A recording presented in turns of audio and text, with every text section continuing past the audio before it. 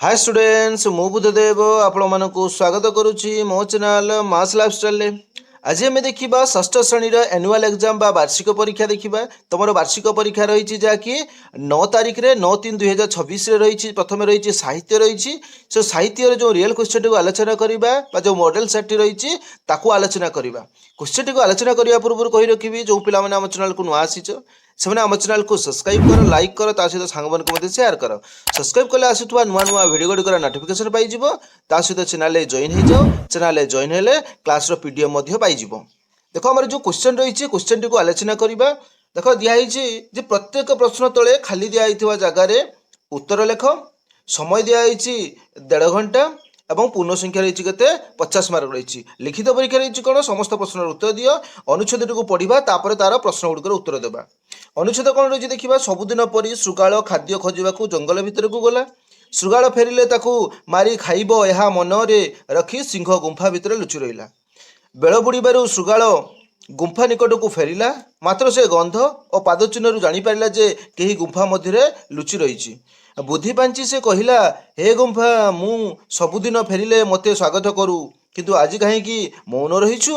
सिंह भाविला मो गुंफा भितर थिबारु गोटे गुंफा बोधे किछि कहूना। तेणु से स्वर बदलाई कहला हे श्रृगाल आस मु तुमको स्वागत करुछि। चतुर श्रृगाल काल विलंब न करी पलायन करने पूर्व कहला हे कथा कुआ गुंफा तुमको दूररू जुहार। तो से अनुसार मेरे प्रश्न गुड़िक रही प्रश्न गुड़िक आम देखा। देख हमारे 1 नंबर रही जे केही गुंफा भितर लुचिछि बोली श्रृगाल किपरि अनुमान कला ना गंध और पादचिन्ह जापर जे केही गुंफा मध्य लुचि रही। 2 नंबर अच्छी गुंफा किसी उत्तर देउना बोली सिंह कहीं भाविला ना सिंह भाविला मु गुंफा भितर थिबारु गुंफा बोधे किसी उत्तर देउना। 3 नंबर अच्छी सिंह बलशाली हेले भी तार आचरण किपरि। सिंह बलशाली हेले भी तार आचरण शांत और साहस आउ पशुपटे माने पशुपरी अटे। 4 नंबर देखिए श्रृगाल स्वभाव किपरि। श्रृगाल स्वभाव बहुत बुद्धिमान और चतुर प्राणी अटे। 5 नंबर अच्छी गल्पर तुम्हें कौन शिखिल लेख ना बुद्धि थिले उपाय आसे। नेक्स्ट दिखाई निम्न दिखाई कविता को पढ़ और निम्न प्रश्न गुड़िकर उत्तर दियो। प्रश्न 6 ରୁ 8 पर्यंत। नव रवि करे फुटई कमल उत्फुल्ले उठंती विहंगम दल आहार विहार पाई तेजीपुर उड़ी जाइथांती केते केते दूर। 6 नंबर अच्छी सकाळ हेले पक्षी माने बसारू बाहरी दूर को उड़ी जाती कहीं ना सकाळ हेले पक्षी माने आहार अन्वेषण पाई बसारू बाहरी दूर को उड़ी जाती। 7 नंबर दिखाई सूर्य उदय क्यों फूल फुटे। सूर्य उदय कमल बा पद्म फूल फुटे। 8 नंबर दिखाई कहार उपस्थिति जोगु पृथ्वी चलचंचल हो उठे। सूर्यर उपस्थिति जोगु पृथ्वी समस्त प्राणी और उद्भिद जगत चलचंचल हो उठे। 9 नंबर दिखाई निम्नलिखित पदरु कौन बुझुच 2 धाड़ी रे लेख। एतिकी जाने विश्व जीव मिसई मर बुके। तो ये कौन बुझुचे ना जगतर दुख सुख सहित धूलिकणार कौन संपर्क नाही। धूली भल भावे जाने विश्वर समस्त जीवजंतु मृत्यु पर ता देहरे मिसी एकाकार हेउछंती। 10 नंबर देख छवि देखी जहाँ बुझुच 30 ରୁ 40 शब्द मध्य लेख।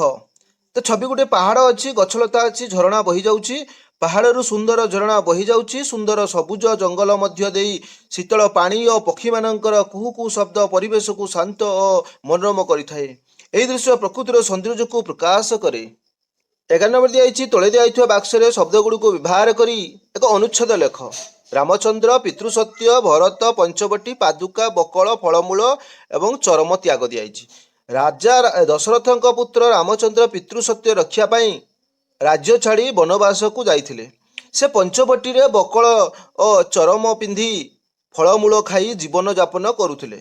भरत राज्य ग्रहण नकरी तांको पादुका को सिंहासन रखिथिले। यह त्यागर उत्तम। 12 नंबर दिखाई गप को आउ 2 धाड़ी बढ़ाई लेख। आकाश रे दले कपूत उड़ी जाउथिले। सेमानक मध्यरु केतक दले चाउल बिंची होई पड़िथिबार देखिले। तापरे कौन हे ना समस्ते तलकू ओह्लाई चाउल खाइबा को लागिले। हठात से माने शिकारी जाल रे धरा पड़गले। तेबे से माने एकतारे जाल को उठाई आकाश को उड़ी निज प्राण बंचाइले। 13 नंबर दिखाई असजड़ा पाद को सजाड़ी लेख। शिकार अभिलाषे मौन बक बसी तार सुअर एक पासे। तो यहाँ सजाड़ी लेख कौन हम मौन बक बसी तार सुअर एक पासे शिकार अभिलाषे यहाँ लिखिपर।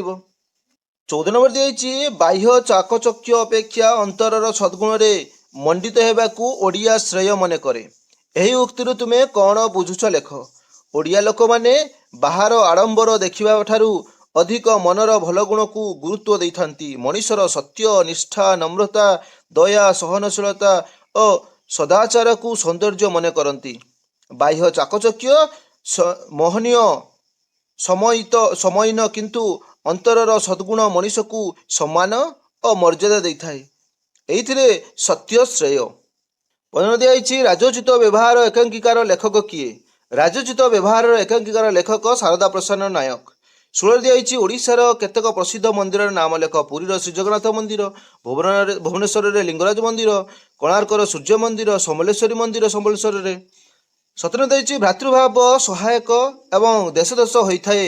ଅଲିମ୍ପିକ କ୍ରୀଡ଼ା ମଧ୍ୟରେ ସୁସମ୍ପର୍କ ବୃଦ୍ଧିରେ ଶବ୍ଦଗୁଡ଼ିକୁ ସଜାଡ଼ି ଉପଯୁକ୍ତ ବାକ୍ୟରେ ଲେଖ। ଅଲିମ୍ପିକ କ୍ରୀଡ଼ା ଦେଶ ଦେଶ ମଧ୍ୟରେ ଭ୍ରାତୃଭାବ ଓ ସୁସମ୍ପର୍କ ବୃଦ୍ଧିରେ ସହାୟକ ହୋଇଥାଏ। 18 ଦିଆଯାଇଛି ସ୍ମୟବିରଣୀୟ ଅକ୍ଷରଗୁଡ଼ିକୁ ସଜା ଲେଖ କ'ଣ ହେବ? ଅବିସ୍ମରଣୀୟ ହେଇପାରିବ।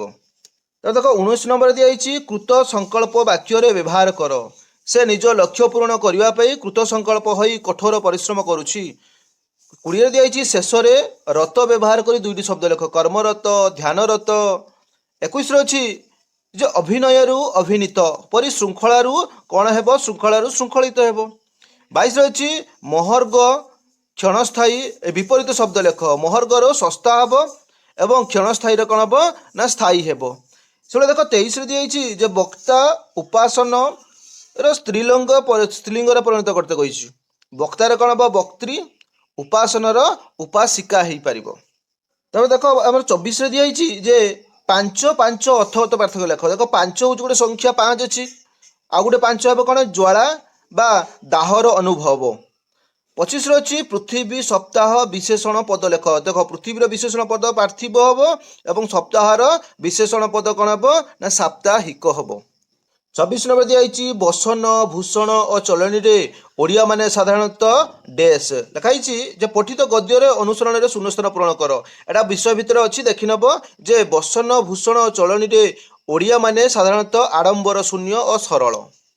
27 ନମ୍ବର ଅଛି ଯେ ମୃଣ୍ମୟ ସ୍ଥାପତ୍ୟ ଅର୍ଥ ଲେଖତେ କହିଛି। ମୃଣ୍ମୟର ଅର୍ଥ ହେଉଛି କ'ଣ? ମାଟିରେ ତିଆରି ବା ମାଟିରୁ ନିର୍ମିତ, ଏବଂ ସ୍ଥାପତ୍ୟ କ'ଣ ହେବ? ନା ଘର ବା ମନ୍ଦିର ଆଦି ନିର୍ମାଣ କଳା ଓ ତାହାର ଶିଳ୍ପ କଳା। 28ରେ ଅଛି ଯେ ଫୁଲ, ଦୁଇଟି ପ୍ରତିଶବ୍ଦ ଲେଖ। ଫୁଲ ହେଉଛି କୁସୁମ ଆଉ ପୁଷ୍ପ, ଜାଣିଛ। 29ରେ ଅଛି ଚେଁ ଚେଁ ପରି ଦୁଇଟି ଧନାତ୍ମକ ଶବ୍ଦ ଲେଖ। ଭୂ ଭୂ, ମ୍ୟା ମ୍ୟା ଏଇଭଳିଆ ହେଇପାରିବ।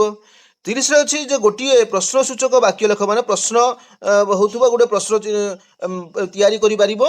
ଲେଖା ହେଇଛି ତୁମେ ଆଜି ସ୍କୁଲକୁ ଯିବ କି? ଏଇଟା ପ୍ରଶ୍ନ ଚିହ୍ନ ଅଛି, ବୁଝିଲେ କି? ପ୍ରଶ୍ନବାଚକ ଚିହ୍ନ ଏଇଟା। 31ରେ ଅଛି ନିର୍ଭୁଲ ଶବ୍ଦଟିକୁ ବାଛି ଠିକ୍ ଚିହ୍ନ ଦିଅ।